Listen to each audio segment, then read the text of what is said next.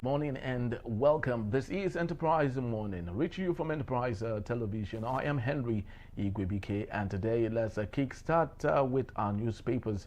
And right after that will be our conversation for today. Do well to be part of what we do have a say in what we say. You can reach us when you visit us at enterprisetvnews.com. You may equally like, comment, and follow us on all our social media platforms at Enterprise TV7. Very so honored to have joining me virtually is Emeka Madunagu, journalist, public affairs analyst, development communicator, to see through what we have from our newspapers and definitely would be our conversation for today. Good morning, Emeka, and welcome to Enterprise. Thank you. Good morning. Thank you so much. Yes, blessed morning. Thank you so very much for your time. So let's kickstart today. We have 4 newspapers for our talk today: the Vanguard, the Punch, the Guardian, and the Daily Trust newspaper. Let's kickstart with the Vanguard newspaper. Big story: boost for state police as IGP sets up panel on a framework. We have on the top strip ICPC, why I am keeping quiet, Rufai, and we equally have all the other issues. Middle East crisis: cooking gas surge 40% to 1,000 to 14,000. All right, 1,400 per kg actually. Tinubu proposes grid assets management firm to fix power sector. We equally have FEC approves demolition of Qatar Bridge. 89th birthday, my prison years were for my principal, and that's coming from Obasanjo.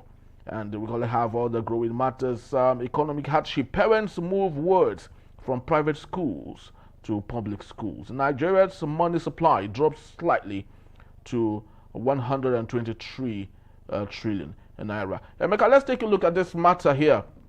Party crisis distracting us, fueling apathy. That's coming from Inec. Do you think this is more like an excuse from Amopiton and his lieutenants who have failed to understand the rules of engagement here and blaming party crisis for Nigerians not becoming interested in vying or going to cast their votes 2027, hopefully? Yes, INEC is to blame. 70% for the party crisis because of the way it has made itself an interested party in the various party crises. Let me go back in time. In fact, the only INEC chairman I would say, well, I may absolve of any blame, Justice Tayapata, that elderly man, I think is departed, and may so rest in peace. That man was a distinguished chairman of INEC. But after that, no. INEC became a party, an interested party in the crisis in the political parties. I'll give you a reference. There was a matter, I think, concerning the senatorial seat in Imo State.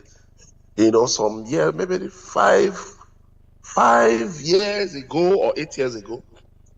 And then the judge of the Federal High Court lambasted INEC.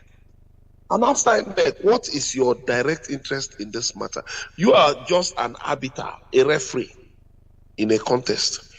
Why are you now behaving as if you are aligned with the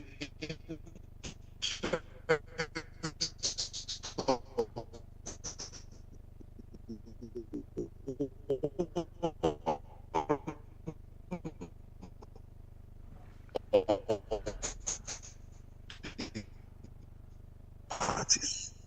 He really, and I didn't quote him about it, but he used strong words.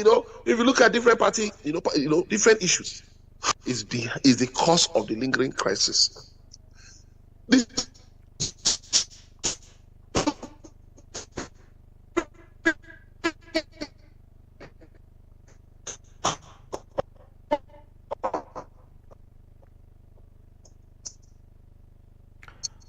I think we're finding it very quite difficult to get to hear Emeka right now. Network is a big issue here. Emeka, can you hear me? Because we can hardly hear you. The line is breaking. Can you hear me?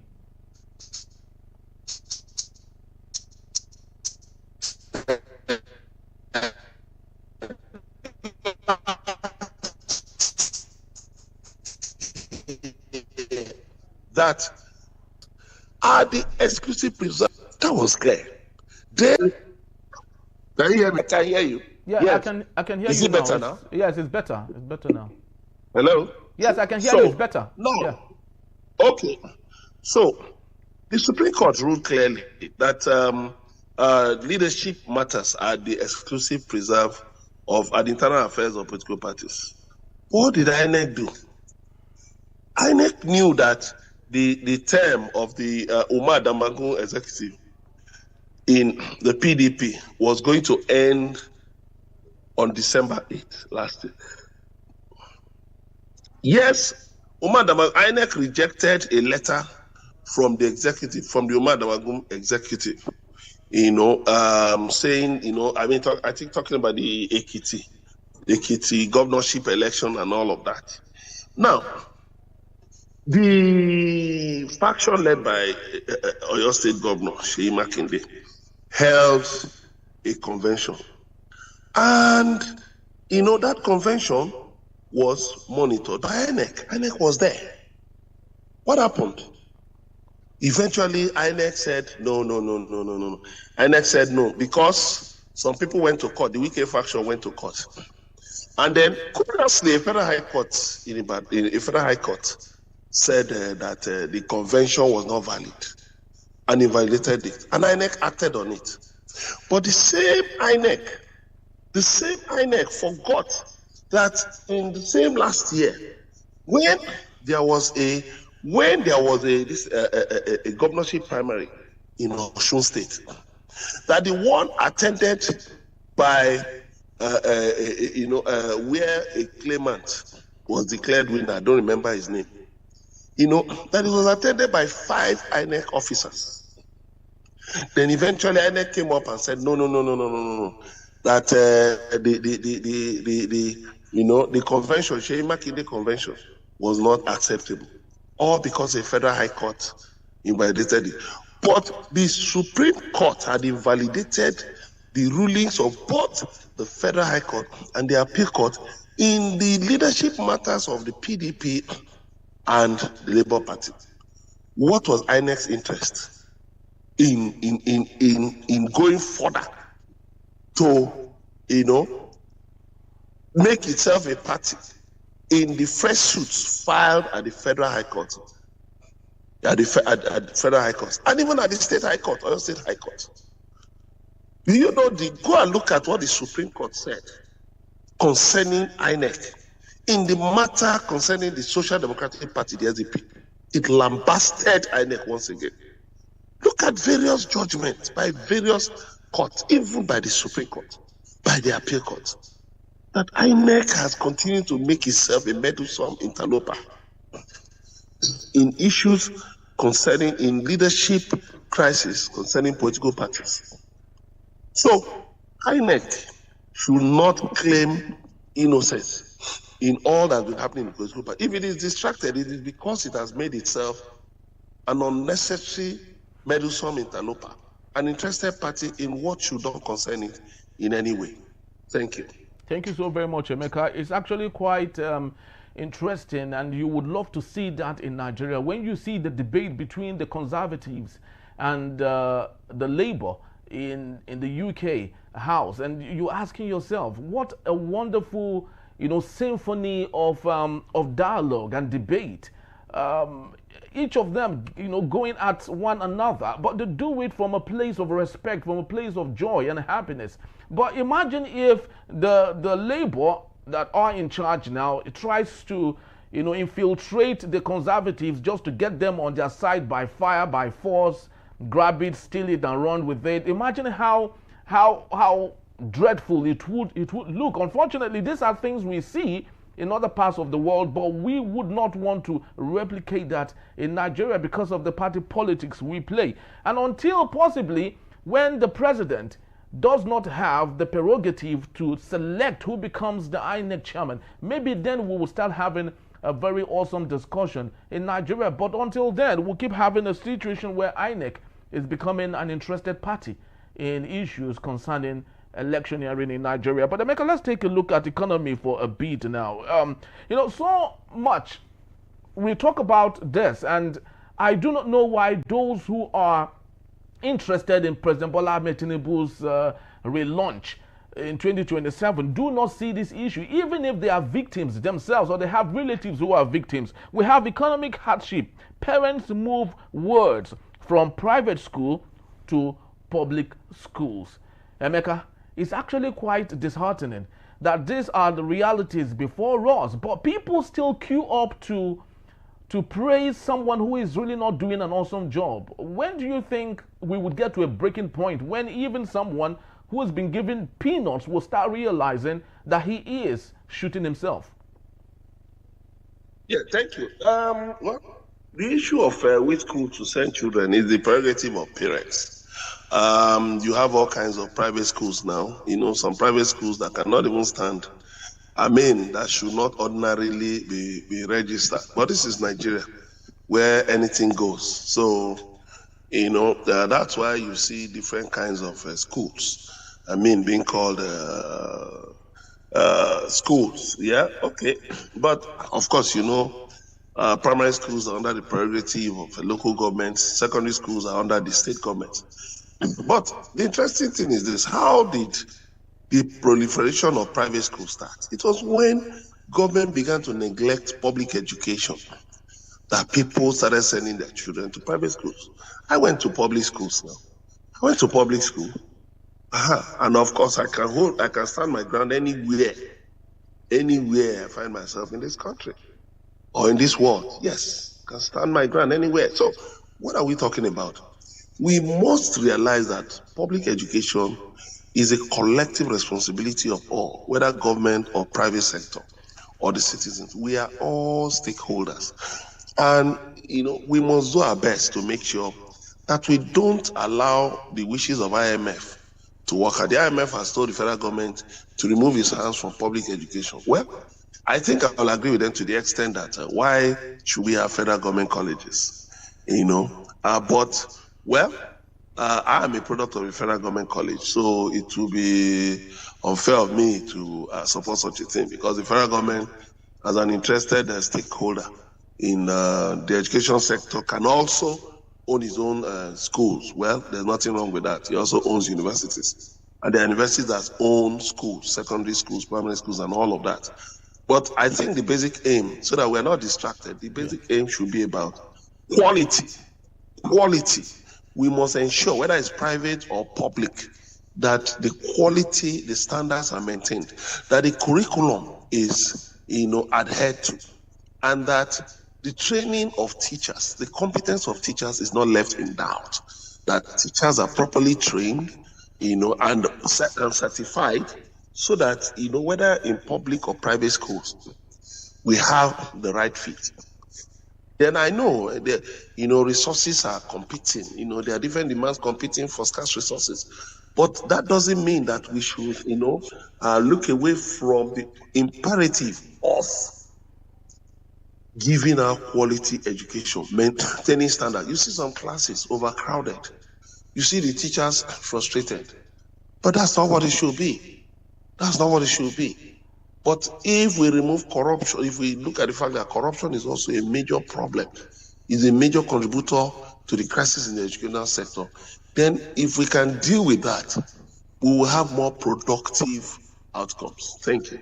All right, Emeka, let's equally take a look at this other matter. Tinubu proposes grid asset management firm to fix a power sector. Do you think this would give us a lasting solution to the epileptic power supply that we have in Nigeria? You see, sometimes when I talk, people dismiss what I say. And that's why many times I just choose to keep quiet. This is something I have been saying for many years. I said the government should. There was a time a Canadian company was managing the grid. Then we had, a kind of, management sharing between Nigeria, transmission company of Nigeria. It was called Transisco then, and then the Canadian company. Eventually, Canadian company left, and I think management reverted to us. But you see, I said it that the big elephant in the room in the power crisis in Nigeria is the national grid. And we cannot leave the national grid in the hands of government. The argument of some people has been that, oh, it is a national asset. Oh, that we compromise national security if we sell the grid. I said it was the same baseless argument that some people put before then President Olusegun Obasanjo when they told him not to approve a GSM, to threaten national security. But where are we today? Where are we today? GSM has come to stay since 2001. So now, the President Tinubu is talking about setting up a grid asset management committee. As far as I'm concerned, listen, we should just sell that grid. Let us decentralize it, break it, and sell it. And so there is no point, for instance, generating power from Egbe and you throw it into the national grid.